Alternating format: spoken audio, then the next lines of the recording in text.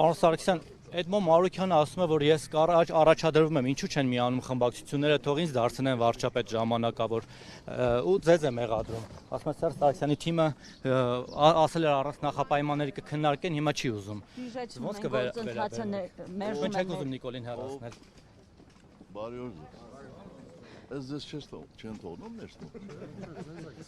Պարոն Սարգսյան, դուք թեկնածուն եք նախընտրելու, եթե Էդմոն Մարուկյանը պատասխանը դուք հնարավորություն ունենալու եք։ Այն հարցին պատասխանեն, որ ով այդպես համոզվում։ Ուղղակի խորհուրդ տվեք, թող գնան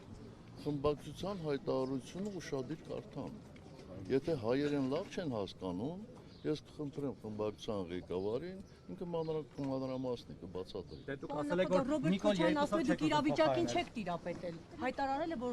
Սերժ Սարգսյանը իրավիճակին չի տիրապետել։ Ձեր հրաժարականից 5 օր առաջ դուք ասել եք, որ ամեն ինչ կոնտրոլի տակ էր, այսինքն ձեր հրաժարականն էլ է կոնտրոլի տակ։